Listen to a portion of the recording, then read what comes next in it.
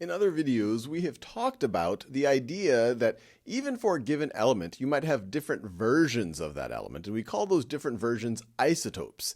And each isotope of an element can have a different atomic mass. And that stems from the idea that if it's a given element, it's going to have the same number of protons, but you could have a different number of neutrons. Now, one question that you might have been asking yourself is, how have chemists been able to figure out what the various isotopes of an element are and their relative abundance? What percentage of an element that we find in the universe is of isotope A versus, say, isotope B? And the answer to your question is they use a technique known as mass spectrometry. I can never say it right. Mass spectrometry. Sometimes you'll hear the word mass spectroscopy, and they're essentially referring to the same idea. And what this technique is that you put a little bit of a sample right over here. Let's say we're talking about zirconium in this example, and you heat it up. So you have a bunch of the zirconium floating around, and then you beam it, you bombard it with a bunch of electrons. And what the electron bombardment does is it can knock off electrons from the atoms in your sample, and it can ionize them. And by ionizing some of your atoms, they now have charge. And because they have charge, they can be accelerated through these electric plates. So now you have these ions, in this case of zirconium, moving quite rapidly through this chamber. And then they enter into a magnetic field.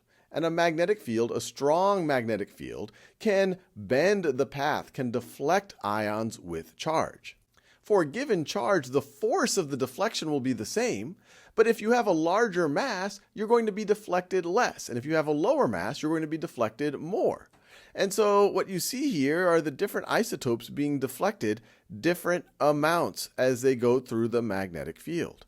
And then you have the detector, and at different points of the detector, you will detect each of these isotopes. And the more ions that hit a certain part of the detector, that means that, hey, I have more of that type of isotope in nature. And then from that, you can generate a chart that looks like this, where you see on the horizontal axis, sometimes you'll see it labeled atomic mass, and here it's in unified atomic mass units. And you can see when you put the zirconium through the mass spectrometer like this, you get a little bit that has a mass number of 96. You have a little bit more that gets a mass number of 94, 92, 91. And most of the zirconium, over 50%, has a mass number of 90. Now, in other cases, you won't see it just in terms of atomic mass, given in unified atomic mass units. Sometimes in this horizontal axis, they'll give it in terms of mass to charge ratio, where mass is the mass, but then charge is essentially the charge of the ions.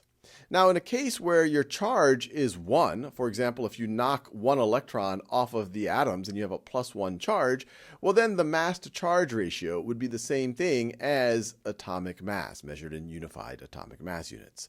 If your ions have a different charge, well, then you would have to make the appropriate adjustment.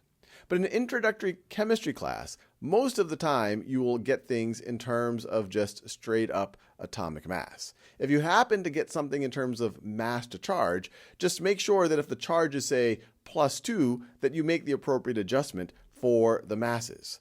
But this right over here will tell you the various isotopes, and it will tell you its abundance. And it all comes from this process of ionizing those atoms, speeding them up, deflecting them through a magnetic field, and the ions that have a higher mass to charge ratio will be deflected less, and the ions that have a lower mass to charge ratio will be deflected more, and you can use that information to make a graph like this.